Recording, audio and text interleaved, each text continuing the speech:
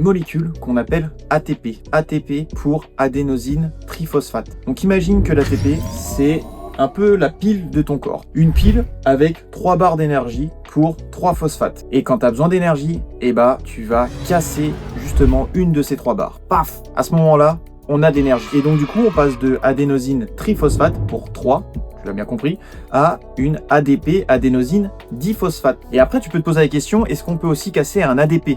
Comme on a encore 2 phosphates, est-ce qu'on peut en casser un autre? Et le problème, c'est que non, on peut pas. Il faut forcément que ça soit un ATP. Et le souci, c'est que notre réserve d'ATP, elle est vraiment ultra petite. À la limite, on tiendrait à peine peut-être 2 secondes d'effort. Et là, tout vient le process pour comment on repasse d'un ADP à un ATP. Ton corps, il possède 3 systèmes de secours pour recharger cette pile. Et on va retrouver le premier système, l'anaérobie alactique. C'est un système qui n'a pas besoin d'oxygène, qui crée pas de l'acide et qui est rapide comme l'éclair. Pour recharger la pile, il a juste besoin d'une molécule, la créatine phosphate ou la phosphocréatine. Le problème, c'est qu'on n'a pas un stock illimité dans le muscle de créatine phosphate. Et même c'est pour ça qu'on se complémente en musculation, en haltérophilie, en créatine, c'est qu'on veut être sûr à 100% qu'on est blindé de créatine phosphate. Parce que voilà, on veut optimiser nos perfs, quoi. Sinon, la barre de 20 kg, on la tient pas, quoi. Et du coup, t'as genre 10 secondes de max boost et après, t'as plus rien, quoi. Sauf que après 10 secondes, faut quand même qu'on ait de l'énergie après 10 secondes, sinon, dans la vie, c'est compliqué. Mais heureusement pour nous, il y a quand même un autre système qui va prendre le relais après les 10 secondes et c'est là que vient l'anaérobie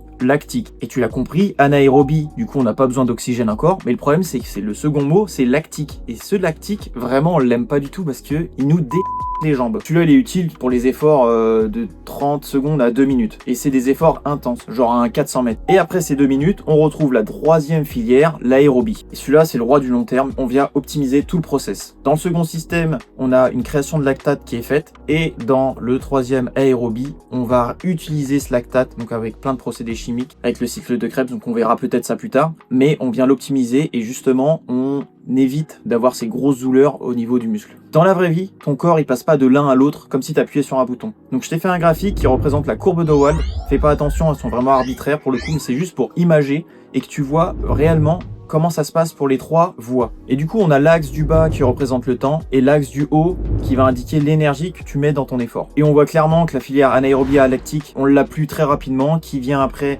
être combinée avec l'anaérobie lactique qui, elle, tient un peu plus longtemps, puis tranquillement l'aérobie qui prend le relais et que celle-ci peut durer pendant des heures. Avec l'entraînement, tu vas pouvoir améliorer, optimiser l'utilisation de ces filières. Tu auras aussi un impact physiologique dans la constitution de tes muscles et ça, on verra dans une autre vidéo. N'hésite pas à follow si tu veux voir les autres vidéos.